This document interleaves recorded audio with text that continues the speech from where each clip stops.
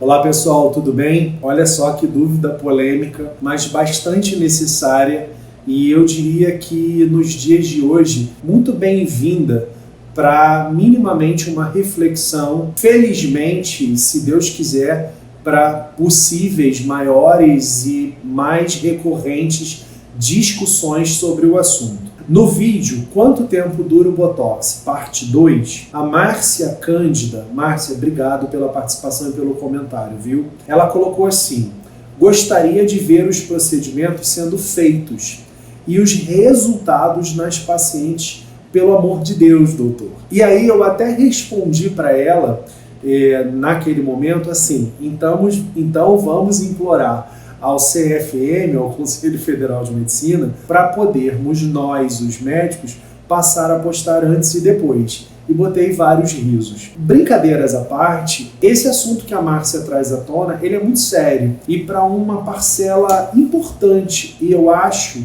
quase que com certeza crescente, no meio da cosmetria, portanto envolvendo não apenas a dermatologistas, mas cirurgiões plásticos, ou pós-graduandos ou pós-graduados em cirurgia plástica ou dermatologia, essa questão, a compreensão sobre o marketing digital médico precisa ser repensada, precisa ser discutida. E aí quando eu brinco que a gente precisa então pedir isso para o Conselho Federal de Medicina, é porque no meu entendimento muito sincero, tá? Compartilho isso com vocês sem nenhum problema, é uma opinião, é um posicionamento, eu acho que a gente tem que ter coragem de expô-las. Não dá para continuarmos compreendendo o marketing médico, não vou nem falar sobre o marketing digital apenas, mas o marketing médico como sendo algo que norteia de maneira linear um nefrologista,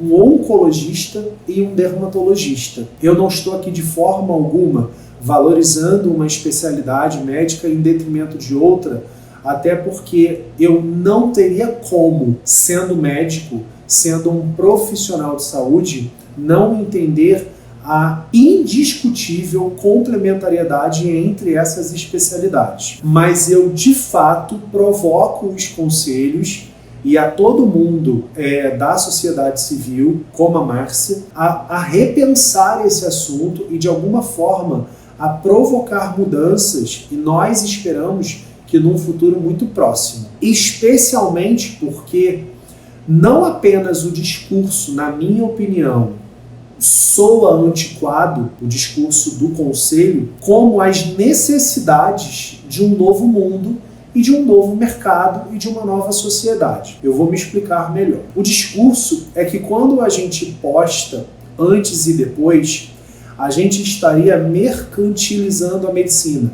A gente estaria transformando numa análise grosseira, tá? Para que vocês compreendam bem, a assistência em saúde num produto comercial. A gente estaria dando um ar muito business para uma prestação, para uma assistência em saúde, uma prestação de serviço no contexto da assistência em saúde. Bem, de novo, eu acho esse discurso muito antiquado porque, para algumas especialidades médicas não cobertas pelos planos de saúde, em que a compreensão por parte da sociedade de que aquilo ali não é público, aquilo é privado, é para mim já uma etapa vencida, falar em mercantilização me parece antiquado. Eu acho que todo mundo concorda aqui que uma seringa de ácido hialurônico ela terá mesmo que ter, ou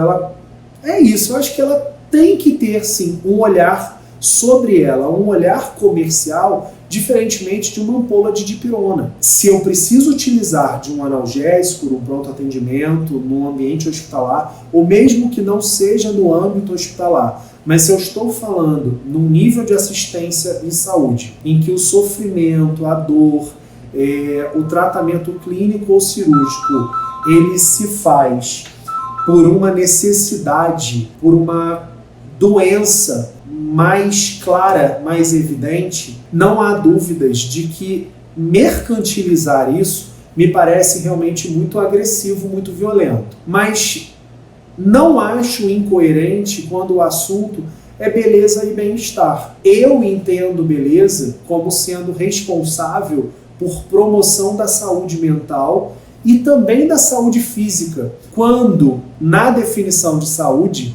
saúde é um bem-estar físico e mental. E se eu tenho alguma condição inestética que me representa fisicamente como não equilibrado e eu não me percebo saudável com aquela condição inestética, e na minha cuca, na minha cachola, isso também traz impactos muito negativos, fica mais clara ainda para mim a ideia de que beleza não é fútil.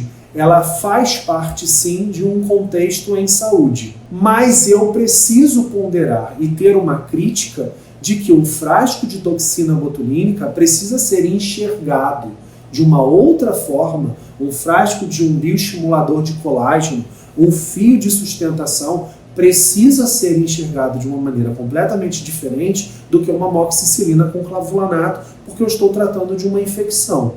Então, se esse olhar, porque as especialidades médicas são muito distintas nas suas atuações e nas suas finalidades, o marketing não poderia ser o mesmo para todo mundo. Outro ponto importante, do discurso dos conselhos. E aí quando eu falo os conselhos, porque nós temos o federal e os regionais. Quando a gente posta o antes e o depois, segundo eles, e que são alguns, tá? Porque felizmente já existem alguns conselheiros que representam alguma vontade de mudança, mas ainda não conseguiram colocá-la em prática de fato. Mas alguns conselheiros de fala mais antiga, conservadora e antiquada, eu vou usar esse adjetivo sim, porque eu acho antiquado, eles se valem de que ao colocar antes e depois, eu estaria alimentando, eu ou qualquer outro profissional, estaria alimentando na cabecinha de vocês uma ideia, uma expectativa idealizada de resultado.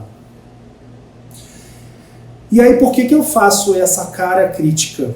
Porque eu acho, sobretudo, um menosprezar da sua inteligência.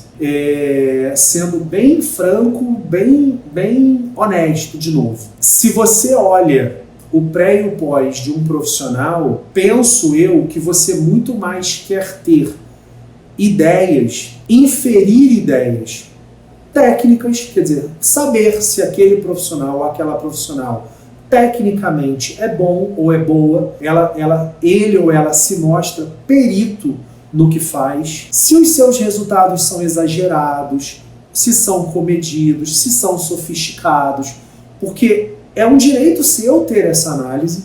E eu faço uma comparação muito simples com um arquiteto, por exemplo. Quando você pede ao arquiteto que você está a fim de contratar para reformar a sala da sua casa ou o quarto dos seus filhos, e ele te mostra no catálogo os projetos prévios dele, você não saberia ter a crítica de que aquele quarto, por mais que você queira algo muito parecido, não vai ser exatamente o que vai acontecer na sua casa, porque existe uma coluna naquela obra que não existe na sua, porque existe um detalhe na janela daquela casa que não existe na sua. Então, quando fala-se que ao se analisar antes e depois, eu estaria promovendo uma ideia, uma expectativa idealizada de resultado, eu penso que nós estaríamos, infelizmente, menosprezando a inteligência de vocês. E eu não vejo vocês dessa forma, eu não consigo menosprezar a crítica de um cliente quase sempre muito esclarecido na cosmetria. Outro ponto importante, agora fugindo dos conselhos, mas ainda indiretamente falando um pouquinho mal sobre eles. A injustiça de mercado.